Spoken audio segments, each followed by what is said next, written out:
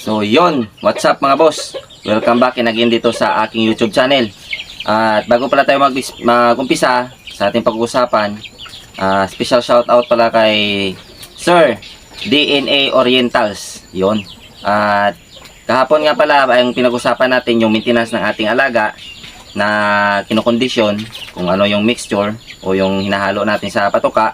So ngayon, yung dapat naman natin na ihanda para sa ating mga alaga na kinokondisyon ay nandito mga boss, at iisa-isahin ko kung ano mga ito. So bago pala yon mga boss, maraming salamat pala sa mga solid na sumusuporta dito sa aking YouTube channel. Dahil sa inyo ay mas lalo pa akong naganahan na mag-share ng aking kaalaman, para na maibahagi ko sa inyo yung mga natutunan ko at mga na-experience ko dito sa aking munting manukan. So yun na nga, kung bago ka pa lang dito sa aking YouTube channel at sa palagay mo naman ay nakakatulong tong YouTube ko sa iyo, lalong lalo na sa larangan ng Naked Hell, ay pa-subscribe naman ang aking YouTube channel at pahit mo na rin yung notification bell para lagi kang updated sa mga susunod ko pa na videos. At yun na nga, dadako na tayo sa ating pag-uusapan mga boss. Dito pala ay meron akong Oxyrid. Una pala ang gagawin natin, ang gagamitin natin, dahil ngayon Biyernes, so mamayang gabi magpupurga tayo gamit ang Wormal. Tapos magpapatak tayo ng Oxyrid sa mata, kasi hindi lang yung worms o yung bulati ng ating alaga ay nasa loob, mayroon din kasing bulati sa mata, para na makasiguro tayo na malinis yung loob at labas ng ating alaga. Kaya kailangan din natin maglagay ng Oxyrid sa kanyang mata, kasi isa rin to sa pampurga, pero ginagamit lang ito sa mata ng manok. Pagkatapos ito, bukas gagamitin na natin to, wash out, pang paligo. Tapos meron tayo ditong Primoxil. After magpaligo, magbibigay tayo ng Primoxil. So at sasabihin ko lahat na dito mga boss, at isa-isahin natin bawat araw kung ano yung activity nating alaga, ano yung pinapainom natin, para na mas masundan nyo ng maayos yung pagkukondisyon ng ating mga alaga. So mayroon pala ako dito ang Viminolac. Yon, Viminolac.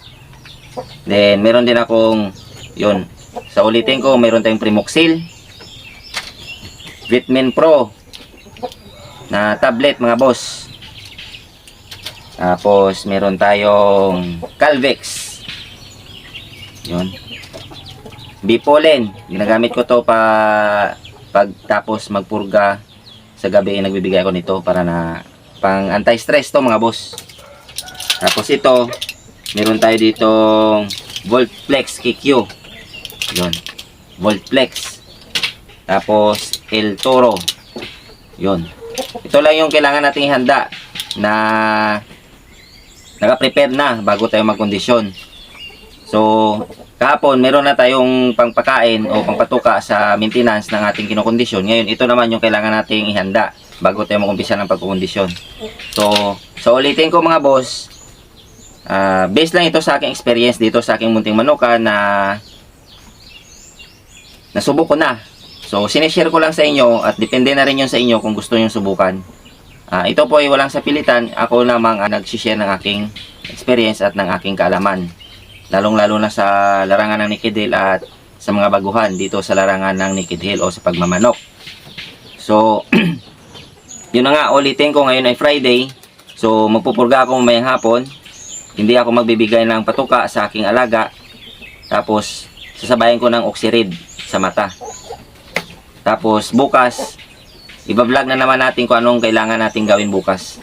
So yun lang. At kung nagustuhan nyo yung mga video na to, like, share, and subscribe naman ang aking YouTube channel, at pahit mo na rin yung notification bell para lagi kang updated sa mga susunod ko pa na videos.